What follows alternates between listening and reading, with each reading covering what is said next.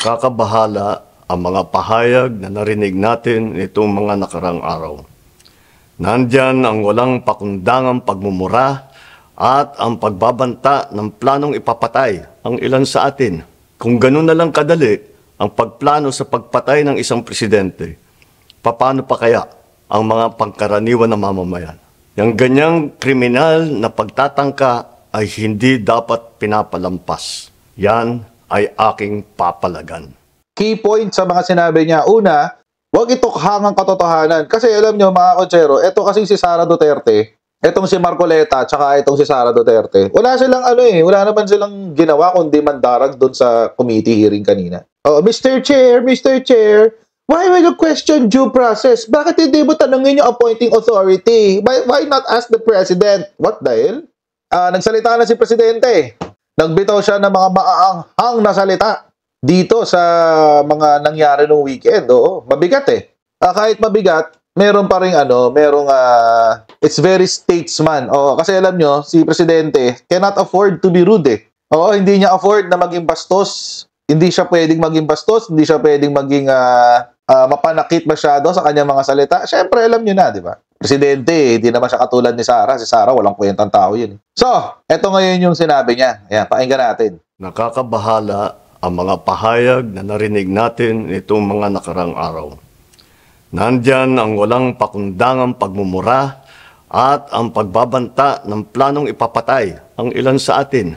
Kung ganun na lang kadali ang pagplano sa pagpatay ng isang presidente, paano pa kaya ang mga pangkaraniwan na mamamayan? Yang ganyang kriminal na pagtatangka ay hindi dapat pinapalampas. Yan ay aking papalagan.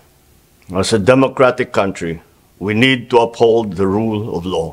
Ako, bilang pinuno ng Executive Department at lahat ng mga nanunungkulan sa pamahalaan ay may sinumpaang tungkulin na tutupdin at pangangalagaan ang konstitusyon at ang ating mga batas. Kaya hindi tama ang pagpigil sa mga halal ng bayan sa paghahanap ng katotohanan. Hindi na sanang hahantong sa ganitong drama kung sasagutin lamang ang mga lehitimong katanungan sa Senado at sa House of Representatives. Ang katotohanan ay hindi dapat itokhang. Tapos na sana ang usapang ito kung tutuparin lamang ang sinumpaang panata na bilang lingkod bayan ay magsabi ng totoo at hindi hahadlangan. Imbis na diretsahang sagot, nililihis pa sa kwentong chicheria. Hangad ko na matuldukan na itong mga pangyayaring ito sa parang matiwasay at magdadala sa atin sa katotohanan. 12 taon din ako nanungkulan sa magkaparehong kamara ng Kongreso. Batid ko ang kapangyarihan iginawad sa kanila ng taong bayan at ng ating konstitusyon. Dahil dito, iginagalang ko ang kanilang gawain bilang isang independenteng sangay ng ating republika. Kahit ang buong executive branch, lahat ng mga ahensya ay hindi nakakaligtas at parating sumasailalim sa kanilang masusing pagsusuri. Bilang isang bansa, marami tayong mga paghamon na dapat harapin at mga suliraning dapat bigyan ng lunas. Sa kabila ng mga pambabatikos, nakatuon ang aking pansin sa pamamahala. Ngunit, hindi natin ikokompromiso ang rule of law. Kailangan manaig ang batas sa anumang sitwasyon, sino man ang tamaan. Kaya hindi ko hahayaan magtagumpay ang hangarin ng iba na hatakin ang buong bansa sa burak ng politika. Igalang natin ang proseso. Tuparin natin ang batas.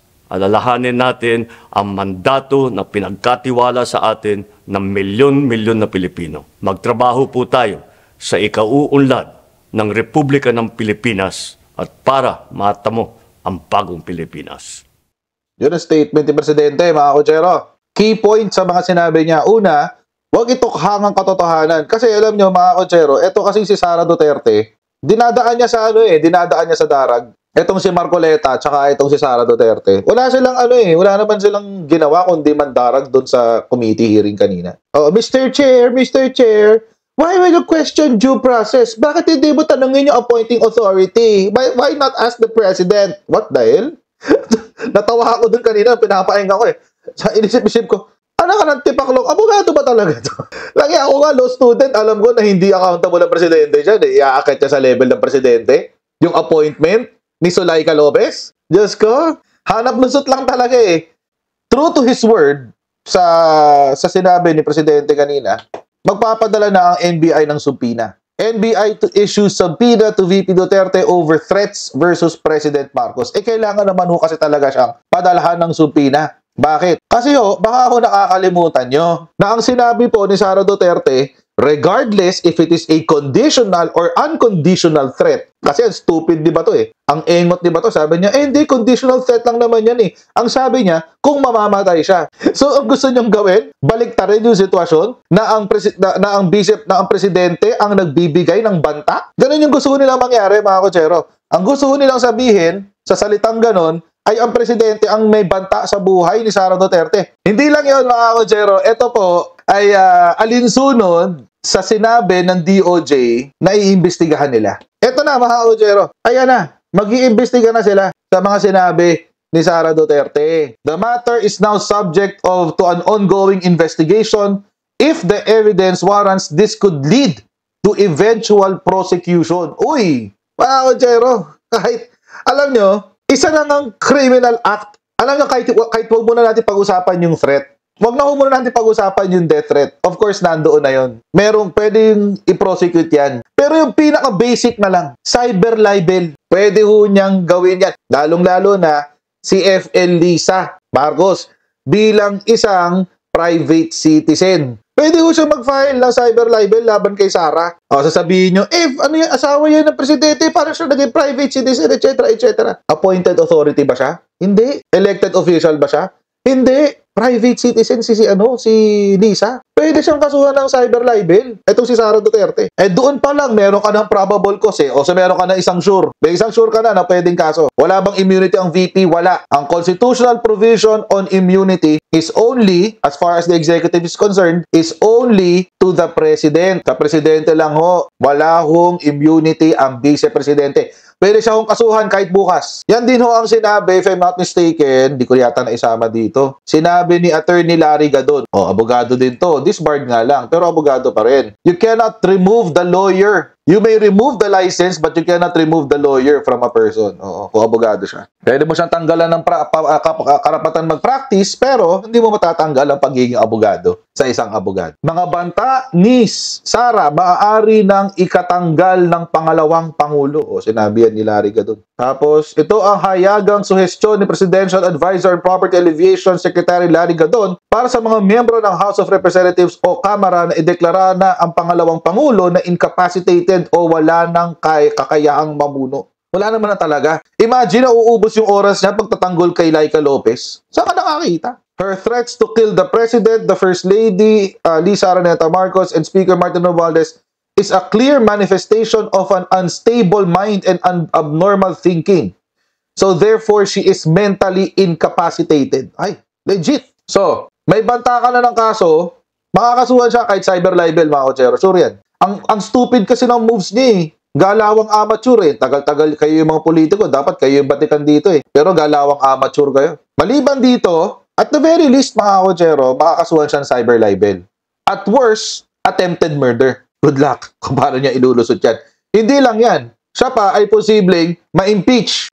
Hindi pa kasama yung plunder, mga kotsero. So, kailangan may mag-file na sa lower house. At hindi ako magtataka, mga kotsero, na mangyayari yan before matapos ang taon or early next year. Nakaka-disappoint talaga dyan. Yung lantaran na nilang binabaliktad ang rule of law. Para lang, kasi alam natin, ipit na si Sara eh. Alam na natin na malapit ng tamaan si Sara doon sa confidential funds. Malapit na siyang tamaan doon. Konti na lang. Kasi si Fajardo kanina, mukhang napag-aalaman na wala rin daw siyang alam eh. Mukhang nakakaamoy ako ng isa pang contempt, si Fajardo naman. At alam nyo mga kotsero, kahit sa mga aso, kapag nako-corner, kahit anong hayop, ang hayop pag nako-corner, dalawa lang yan. Hindi pala dalawa. Ang hayop pag nako-corner, napipilitang mangagat. Din nga lang, yung kagat nila, walang ngipin. Kagat ni Sara, walang ngipin eh. Oo, kasi tulad ni Marcoleta, sinabi niya, This is now you are now invoking a constitutional question. Ay, o di may constitutional question naman pala. So bakit hindi natin hayaan sa Supreme Court ang maglinaw?